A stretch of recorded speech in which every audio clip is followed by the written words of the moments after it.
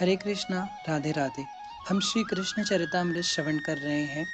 आज का प्रसंग है अपनो गांव ले लो नंद रानी गोपियों का उल्हाना। हमें नहीं रहना तुम्हारे गांव में। हाँ, रानी हो तुम तो इस गोकुल की। वाह, अच्छी शिक्षा दे रही हो अपने पूत को। यह गोपी तो अन्य से तेज थी, बस बोलती गई। ब्रजरानी सुन रही हैं, वो शांत हैं। बगल में उनके कन्हैया खड़े हैं। हाँ, वो अवश्य डर रहे हैं। अभी तो छोटा है, पर छोटे में ही ये हालत है, पूरे गोकुल को रुला के रखा है। उपद्रव तो सीमा पर 4 कर चुके हैं इसकी नंद गेहनी। तनिक विचार तो करो, ऐसे ही रहा तो बड़े होने पर क्या होगा। इतना बोलकर वह पीछे चली गई। फिर दूसरी गोपी आगे आई। ब्रजरानी हंसी। तू तो कविता सुनाकर चली गई। अरे, यह बता कि तेरे यहाँ किया क्या है मेरे लाला ने। यह कहते हुए सिर में हाथ फेरा अपने कन्हैया के। कन्हैया खुश। चलो, मेरी मैया तो मेरे साथ है। मैं बताती हूँ। हे ब्रजरानी, सुनो अपने लाला की करतूत। आजकल हमें गायों का दूध नहीं मिलता। हमारे घर के बालक बिना दूध के ही रहते हैं। क्यों, तेरी गैया दूध नहीं देती? ब्रजरानी ने पूछा। देती है, खूब देती है, पर तुम्हारा ये जो लाला है ना, दूध दूहने से पहले ही बछड़ों को खोल देता है। बछड़े दूध पी जाते हैं। गोपी यह कहते हुए कन्हैया को ही देख रही है। और विचित्र बात उस समय यह हो गई कि कन्हैया की ओर देखते हुए यह गोपी हंस पड़ी। पर ब्रजरानी गंभीर है, बोली। अब समझी मैं, बालक के सामने ऐसे ही खें खें करती होगी, हंसती होगी, तभी लाला तुम्हें गंभीरता से लेता ही नहीं है। थोड़ा गंभीर रहो, आंखें दिखाओ, क्रोध करो, तब यह उधम नहीं मचाएगा। एक गोपी फिर आगे आई। ब्रजरानी जू, जब हम क्रोध करती हैं, इसको आंखें दिखाती हैं, तो यह हमें देखकर हंसता है, और इतना हंसता कि लोटपोट हो जाता है। इसको हंसते हुए देखकर हमारा क्रोध पता नहीं कहाँ चला जाता है। हमें हंसी आ जाती है। हम क्या करें? नंदरानी ने देखा अपने लाला की ओर। लाला ने सिर हिला दिया, यह कहते हुए, झूठ बोल रही हैं, चोर है तुम्हारा लाला। एक गोपी आगे आकर बोली। यह बात ब्रजरानी को अच्छी नहीं लगी। चोर क्यों? क्या चुराया तेरा मेरे लाला ने?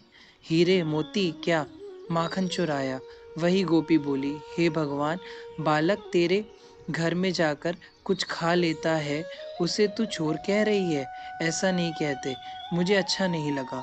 ब्रजरानी ने गंभीरता में यह बात कही। अब हम क्या करें? तो तुम्हें अच्छा क्यों नहीं लगेगा? तुम्हारा तो बेटा है। पर हमसे पूछो कि यह क्या क्या करता है। माखन ही नहीं खाता, मटकी भी फोड़ता है। गोपी बोल रही है। ब्रजरानी ने बीच में टोका। तेरे घर में जब यह जाए तो माखन दे दिया कर, और यहाँ से ले लिया कर। छोटा सा है लाला, छोटा सा पेट है, कितना खाएगा? यह कहते हुए ब्रजरानी ने कन्हैया के पेट में हाथ रखा तो कन्हैया हंसे। मैया गुदगुदी लग रही है, हम इनको दे देती, पर यह लेता कहाँ है माखन। हटी है तेरो लाला, कहता है हमें हमें राजी को माखन नाए, चोरी के माखन में ही स्वाद आवे। यह कहते हुए यह गोपी हंस पड़ी। गोपी को हंसते देखा तो मैया यशोमती भी हंसी। यशोमती हंसी तो लाला भी हंसने लगे। ये बंदरों को भी माखन लुटाता है। एक गोपी फिर बाहर आई। नहीं नहीं, बंदरों को ही नहीं, बर्तन भी फोड़ देता है। और जब हमारे घर में इसे माखन नहीं मिलता, तो घर के ऊपर ही अपना क्रोध निकालता। यह हमारे पति हैं, उनको ही अपने क्रोध का भाजन बना लेता है। सच, मैं और मेरे पति रात्रि में सो रहे थे। एक दिन की बात है। यह कन्हैया पता नहीं कहाँ से आया माखन की चोरी करने, पर इसे माखन मिला नहीं। फिर इधर उधर देखने लगा। ब्रजरानी, उन दिनों नवरात्रि चल रहे थे। मेरे पति अनुष्ठान में थे। दाढ़ी, बाल, नख कुछ भी काटे नहीं थे उन्होंने। मैं बगल में सो रही थी। इसने देखा होगा हमें। हम दोनों तो गहरी नींद में सो रहे थे। ये आया और मेरे पति की दाढ़ी से मेरी चोटी बांध कर चला गया। ब्रजरानी हंसी। उनकी हंसी अब रुक नहीं रही थी। गोपी आगे बोली, मैं सुबह उठी, मुझे यमुना जल भरने जाना था। जैसे ही मैं उठी, पीछे से मेरे पति चिल्लाए। मैंने कहा, देखो जी, अभी नवरात्रि चल रही है, ऐसा विनोद ठीक नहीं है। छोड़ो, मुझे जाने दो। अजी, मेरी चोटी छोड़ो। पर मेरे पति मुझसे बोले, तेरी चोटी मैंने नहीं, तेरी चोटी ने मेरी दाढ़ी पकड़ रखी है, देख तो। और जैसे ही मैंने पीछे मुड़कर देखा तो वह बेचारे रो रहे थे। वो करते क्या? फिर क्या हुआ? ब्रजरानी ने उत्सुकता वश पूछा। फिर क्या होना था? चोटी और दाढ़ी खोलने की कोशिश की, पर खुली ही नहीं। तात कैसे खुलती? जिसकी गांठ स्वयं कन्हैया ने बांधी हो, उसे भला कौन खोल सकता है? उद्धव ने विदुर जी को कहा, हमें कैंची से काटनी पड़ी उनकी दाढ़ी। वह गोपी बोली।